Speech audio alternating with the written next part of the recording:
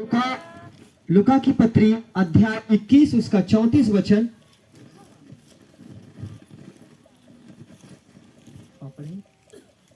इसलिए सावधान रहो, जी ऐसा ना हो कि तुम्हारे मन खुमार और मतवालेपन और इस जीवन की चिंताओं से सुस्त हो जाएं, यस और वह दिन तुम पर फंदे के समान अचानक आ पड़े। हालेलुया। हालेलुया। याद रखना, इसलिए सावधान हो जाओ, सुस्त मत बनो अपने जीवन में। आज हमें एनर्जी के साथ परमेश्वर की आराधना स्थिति में बढ़ते जाना है, शरीर के भावनाओं में सोना नहीं है। कहीं ऐसा ना हो कि जो शत्रु आज हमें फंदा लगाकर बैठा है अचानक आ जाए और हमें नष्ट करे। परमेश्वर का आगमन करीब है प्रियजन, इसलिए हमें सचेत होना है। हमें आमीन। कहीं ऐसा ना हो कि अचानक समय आए और हम रह जाएं, क्योंकि प्रभु आपको शरीर के द्वारा नहीं, अब आत्मिक अनुसार में जिलाना चाहता है। वो चाहता है कि आपकी आत्मा बलवान बने। तुम शरीर के कर्जदार नहीं हो। बोलो हालेलुया। हालेलुया। बोलो हम शरीर के कर्जदार नहीं है जो शरीर के अनुसार दिन काटे। हम परमेश्वर के बेटे और बेटियां हैं, इसलिए हम उसके अनुसार जिएंगे। और प्रभु ने कहा जो मेरी आज्ञा माना और मेरी इच्छा पे चला वो अपना प्रतिफल कभी नहीं खोएगा। आज तुम देखोगे अपने जीवन में आशीष की बढ़ती को। आमीन। प्रभु को महिमा दे तालियों के साथ में। इफिसियों 4:17 में क्या लिखा है? प्रभु एक अद्भुत बात कहते हैं। इफिसियों 4:17, क्योंकि आपको सचेत और सावधान होना है आज। हालेलुया। आप बताओ प्रियजन, आपने संसार में देखा, मैं आपके देखी हुई बातों को बात कर रहा हूं। संसार में जितने भी आज बलवान पुरुष हैं, कैसे भी कोई भी हो, लेकिन क्या आज उनके ऊपर विपत्ति आती है तो उस तगड़े से शरीर को लेकर खड़ा रह सकता है? नहीं रह सकता। लेकिन आज यहाँ पे क्यों ऐसे लोग चंगे हो रहे हैं?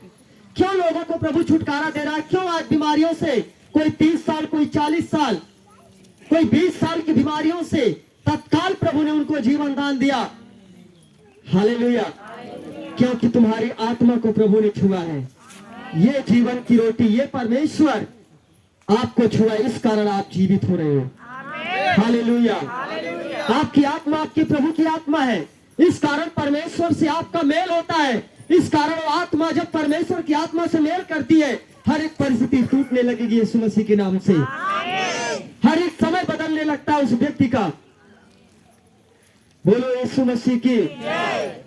वो दिव्य आत्मा परमेश्वर अंत के समय में हमारे और आपके बीच में खड़ा हुआ है, इसलिए हम और आपको सावधान और सचेत होना है। आमीन। पढ़ें इस वचन को पढ़ो। इसलिए मैं ये कहता हूँ, इसलिए मैं ये कहता हूँ और प्रभु में आग्रह करता हूँ कि जैसे अन्य जाति लोग अपने मन की अनर्थ रीति पर चलते हैं, तुम अब से फिर ऐसे ना चलो, क्योंकि उनकी बुद्धि अंधेरी हो गई है और उस अज्ञानता के कारण जो उनमें है और उनके मन की कठोरता के कारण वे परमेश्वर के जीवन से अलग किए हुए हैं और वे सुन्न होकर लूचपन में लग गए हैं कि सब प्रकार के गंदे काम लालसा से किया करें। हालेलुया। हालेलुया। परमेश्वर कह रहा है, इसलिए मैं यह कहता हूँ कि प्रभु ने आग्रह करता हूँ, जैसे अन्य जाति लोग अपने मन के अनर्थ रीत पर चलते हैं, तुम अब से ऐसा ना चलो। हालेलुया। अन्य जाति का मतलब जो परमेश्वर से दूर होकर शैतान की जाति बना है, जो पाप करता है, दूसरी जाति। परमेश्वर इस संसार की जातियों की बात नहीं करता, क्योंकि परमेश्वर इन जातियों को बनाया ही नहीं है। परमेश्वर बनाया एक मनुष्य को। आमीन बोलो। परमेश्वर ने बनाया एक मनुष्य को, यहाँ पे कोई जाति वो नहीं बनाया। जाति उसकी वहां पे जो शैतान का काम करता है अलग जाति है, शैतान दूसरी जाति है। असली युद्ध तो वो है जो एक दूसरी जाति में लड़ाई होती है, शैतान और परमेश्वर के बीच में। हालेलुया। वहां से बात कर रहा है प्रभु कि तुम उनके समान मत चलो जैसे शैतान चाहता है आज, क्योंकि तुम्हें परमेश्वर ने आत्मा में जीने के लिए बुलाया है आज। आमीन। आत्मा के अनुसार दिन काटोगे तब तुम जीवित रहोगे, क्योंकि उनकी बुद्धि अंधेरी हो गई है और उस अज्ञानता के कारण जो उसमें है और उनके मन की कठोरता के कारण वे परमेश्वर के जीवन से अलग किए गए हैं। आमीन बोलो।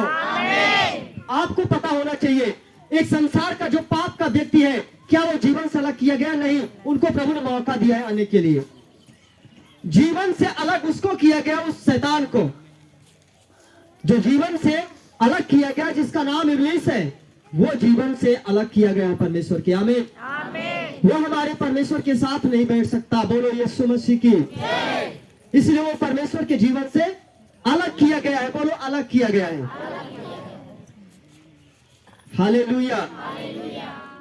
और वह शून्य होकर लुचपन में लग गए हैं कि वह सब प्रकार के गंदे काम लालसा से किया करें। बोलो यीशु मसीह की। पर तुमने मसीह की ऐसी शिक्षा नहीं पाई, वरन तुमने सचमुच उसी की सुनी और जैसा यीशु में सत्य वैसे सिखाए भी गए कि तुम पिछले चाल चलन के पुराने मनुष्यता को जो भरमाने वाली अभिलाषाओं के अनुसार भ्रष्ट होता उतार डालो। क्या आज उन भरमाने वाली आत्माओं के कारण जो भी आपने पाप और कलंक, जो भी दोष आप अपने जीवन के साथ व्यभिचार या चोरी लालसा किए, क्या आज अपना इस वस्त्र को उतारना चाहते हो? उतारना चाहते हो? कितने लोग हैं आज? उतारने का मतलब समझो, मैं अपने पुराने पापों को प्रभु खत्म करता हूं अपने जीवन से। पाप का वस्त्र उतर गया। आमीन।